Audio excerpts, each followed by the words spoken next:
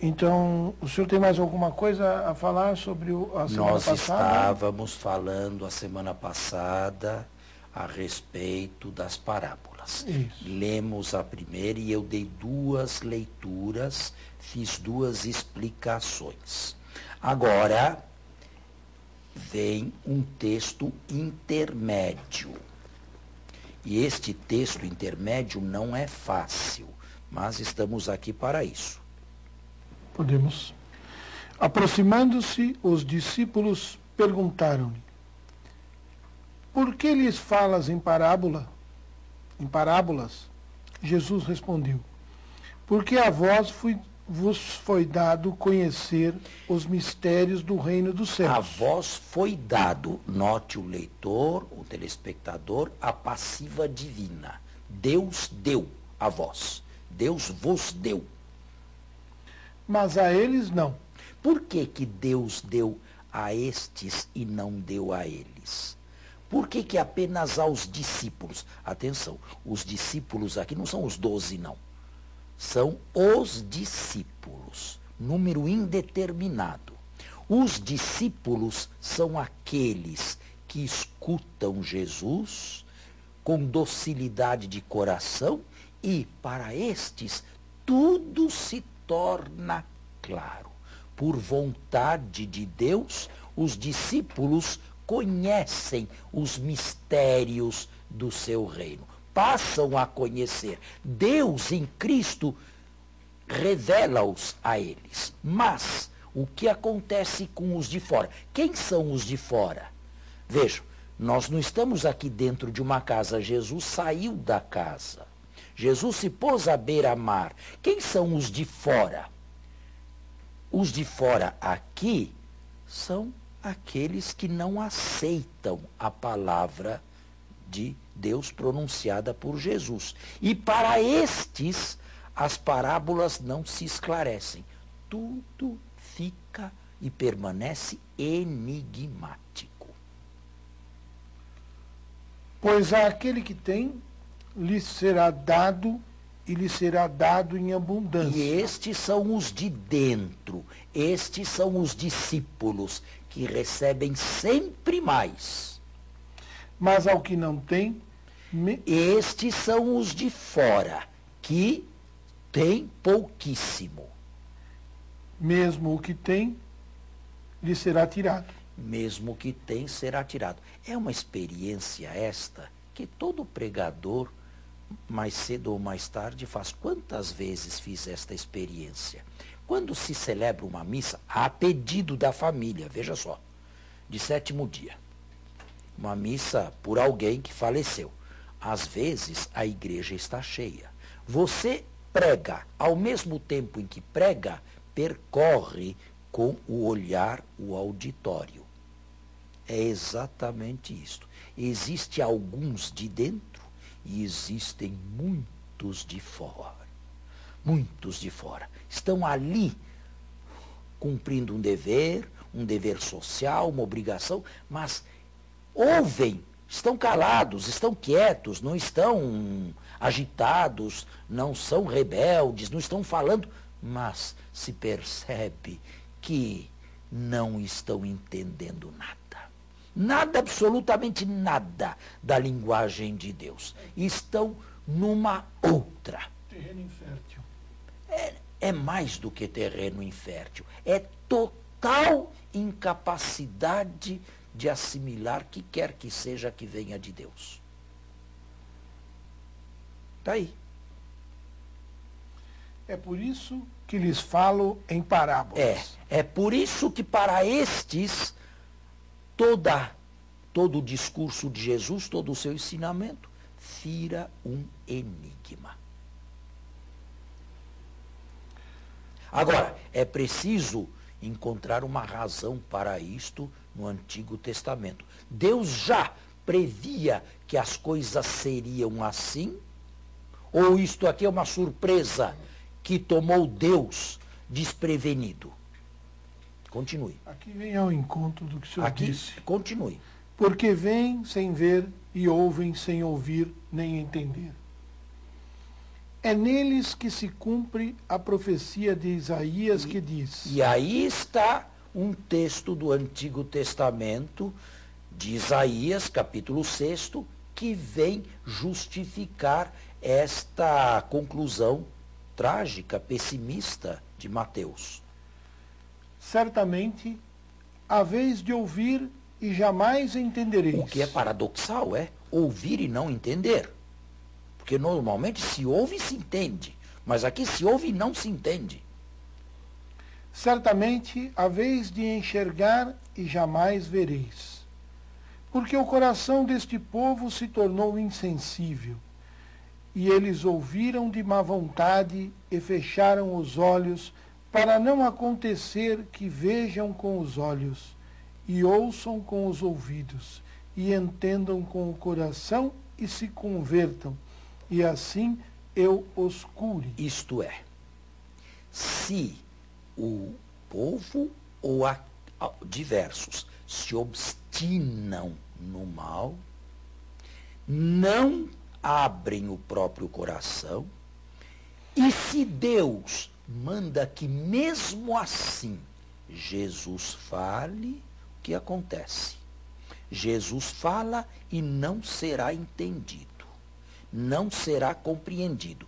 E neste caso, o endurecimento do coração é previsto por Deus e, de certa maneira, ratificado por Deus. Se você endurecer o seu coração, Deus aceita o desafio do coração endurecido.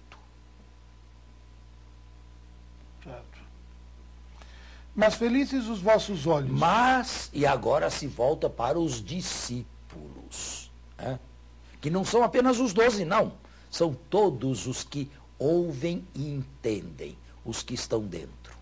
Mas felizes os vossos olhos porque veem, e os vossos ouvidos porque ouvem. E, naturalmente, Mateus não está pensando apenas nos anos 20, com este logium aqui, mas está pensando também nos anos 80. A sua comunidade era feliz, porque via e compreendia, ouvia e entendia. Em verdade vos digo que muitos profetas e justos desejaram ver o que vedes e não viram, e ouvir o que ouvis e não ouviram. Pois é, aí está, então, a sorte daqueles que se abrem para Deus. Agora vem, depois deste intermédio, onde o evangelista explica aos leitores o paradoxo daqueles que não entendem, daqueles que não se abrem para Deus, vem aqui a explicação que não provém de Jesus, dos lábios de Jesus, mas foi dada pela comunidade protocristã.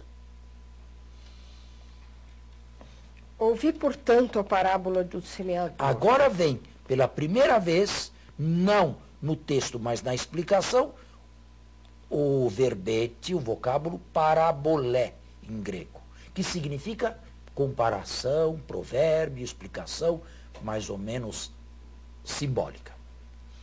Todo aquele que ouve a palavra do reino e não a entende, vem o maligno e arrebata o que foi semeado no seu coração. O que aconteceu aqui?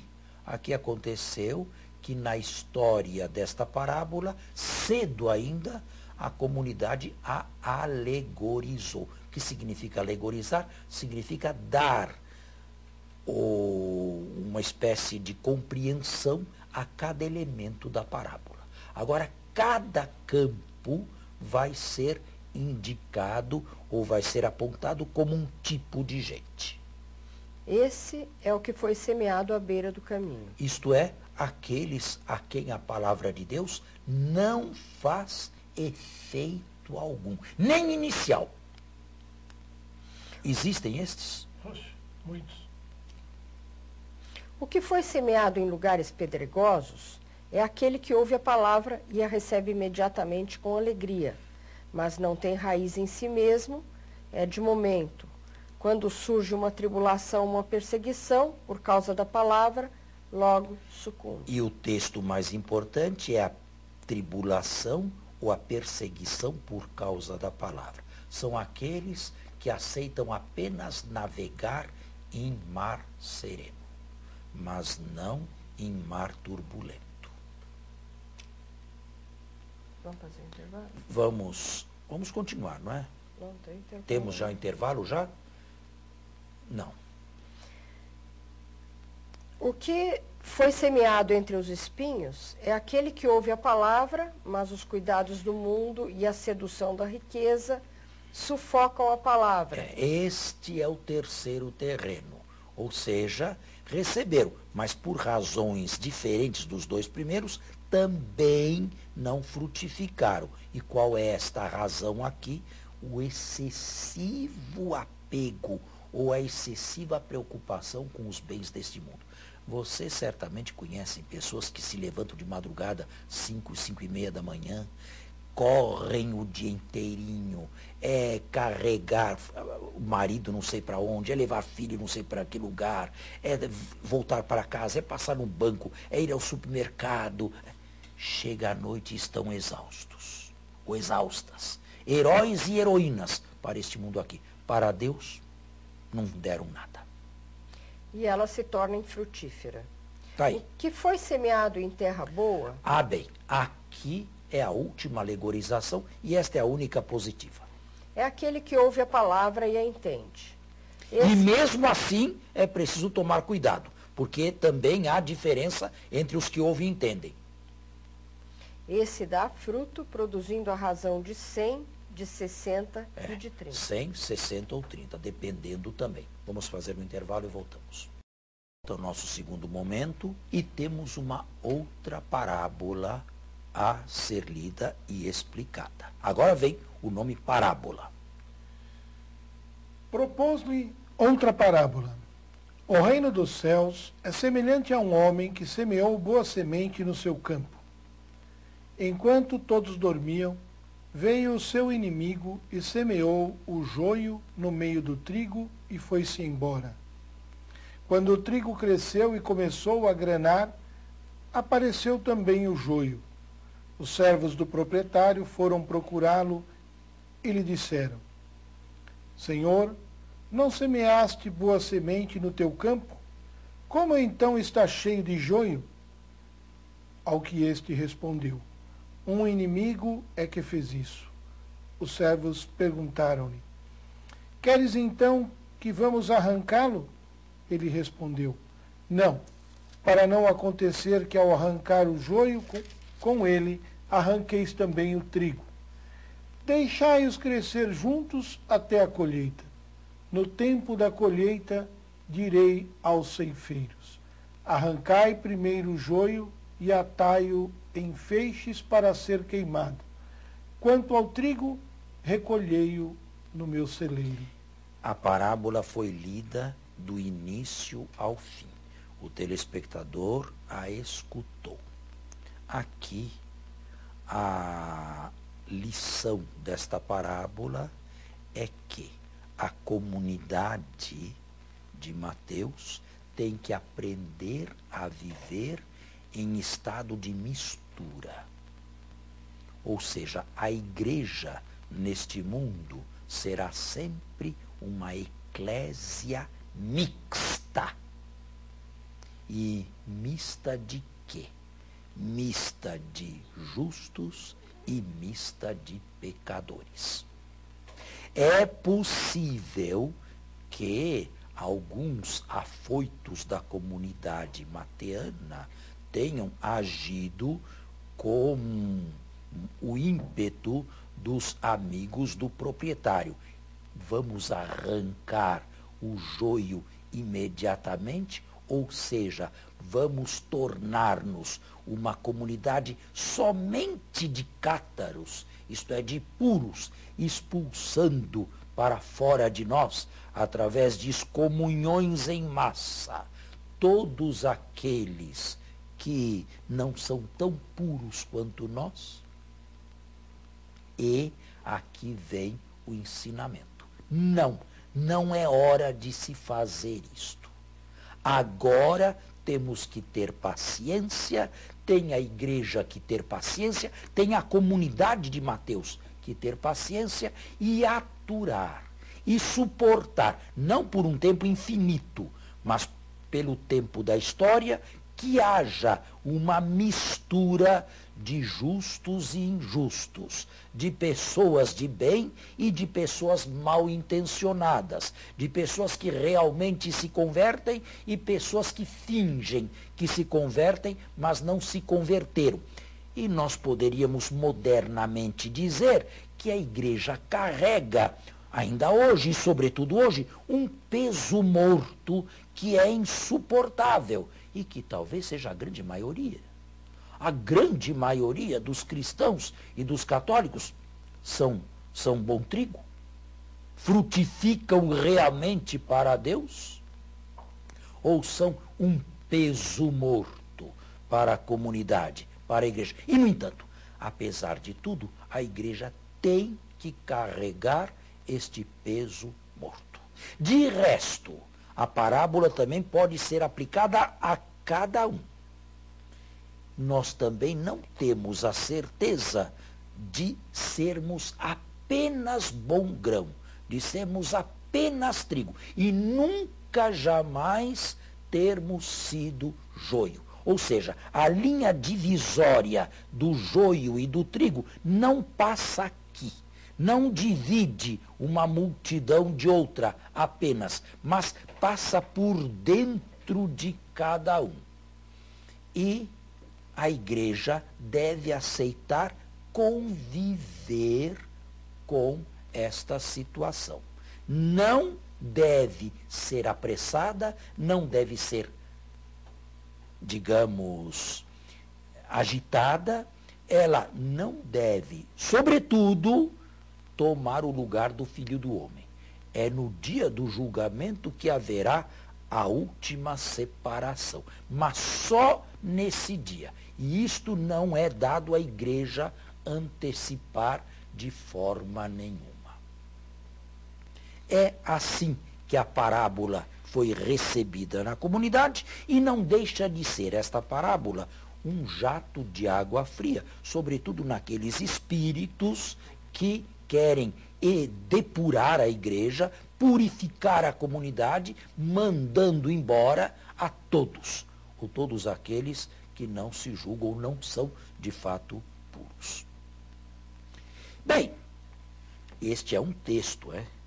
Existem outros textos que estão em tensão. Por exemplo, na carta aos Coríntios, primeira, Paulo manda que se excomungue alguém que criou escândalos sexuais na comunidade. E diz que um fruto podre não pode estar ao lado de frutos bons. São textos que falam a mesma linguagem? Não. Não são. Há tensão? Há. E agora, como se sai disto? É preciso ter bom senso. Até onde se pode aturar e qual é o limite do suportável? Não é claro, não é simples, não é fácil. As mais das vezes devemos ter paciência, sobretudo se pode imaginar que um pingo de boa vontade ainda exista do lado de lá, mas pode haver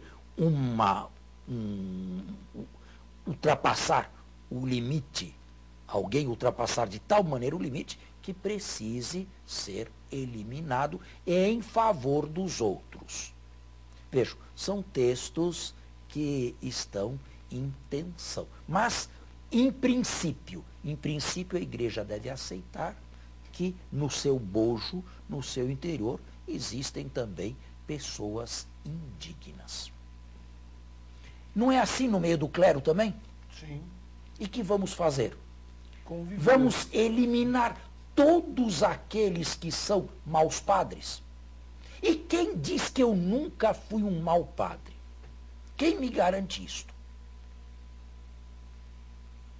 E o que se fala dos padres, se pode falar dos leigos também, e dos religiosos, e dos consagrados, de todos. Quem me pode garantir? Agora, é claro, eu disse, existe um limite que não deve ser ultrapassado. É, digamos, o escândalo público, quando aquela pessoa e a sua presença dentro dos muros da igreja se torna perniciosa e escandalosa para os outros. Por quê?